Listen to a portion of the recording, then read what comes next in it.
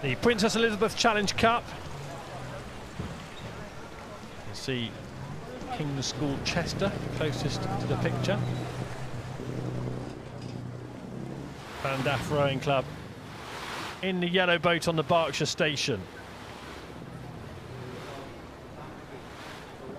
Welsh supporters here trying to urge the boat down the course as lively as they can. The red, white and black of Llandaff,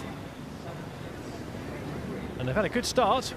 Yeah, and what I love about this Llandaff crew, this is everyone's first time racing a Henley Regatta, so that's pretty special. Where in the King's School Chester crew, that they've got experience in there, a couple of bits of experience, but it's just racing over the course the first time together is pretty unique.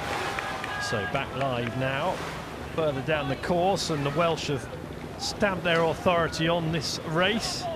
We've got fluent Welsh speakers in the boat, including, as went past the camera there in the bow seat, William Parry. Only 18, as a 16-year-old in the 3-seat, Thomas Weigel. Great experience for them. And the two-man in the King's School Chester boat is only 15, so that, you talk about experience, a young athlete making their first school is really impressive. A lot of eventually elite rowers haven't even started the sport by the age of 15, have they? What age did you start rowing, Mark? 14. I started at 14, yeah. I thought your dad would have had you in a boat by 6 or 7. I enjoyed playing football as a kid. My dream was to play for West Ham. Yeah. And then I realised I was too good to play for West Ham. Oh, were you? Obviously not now. Obviously not now. Now they're supreme in Europe. So the King's School Chester. See there, Llandaff Rowing Club have got the lead.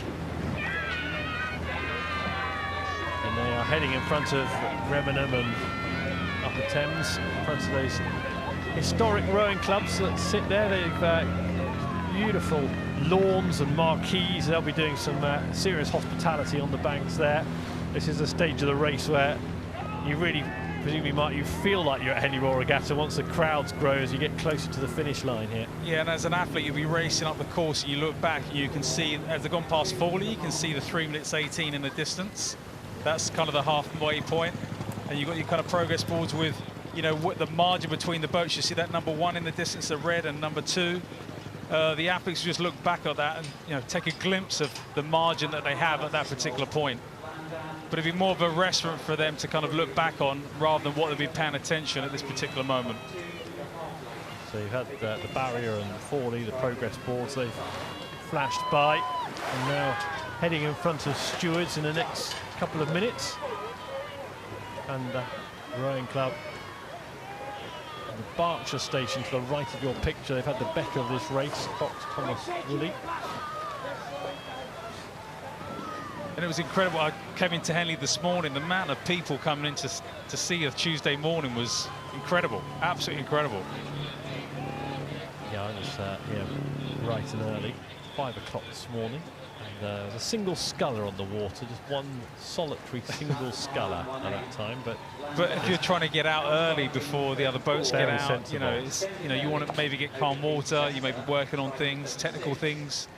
Because it does get quite bouncy, all the movement on the water, the boats, not just racing, but the kind of pleasure craft going up and down.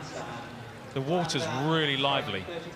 It is, isn't it? Yeah, you can see the ripples on the top. And there's, looking at wind-wise, it's good, isn't it? There's not much in the way of wind to contend with. No, a little bit of a breeze. It's a little bit, but not too much. But that, uncomfortableness of the water can sometimes, be quite challenging for some crews, and other crews love it, depending on what rivers they normally row on.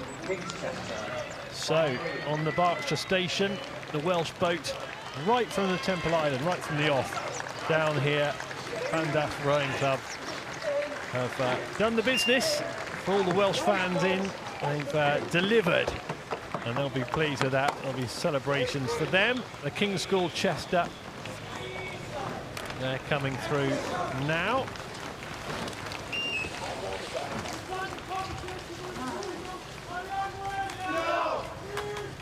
So there we are in the Princess Elizabeth Challenge Cup, the Welsh boat progressing at the expense of the King's School Chester.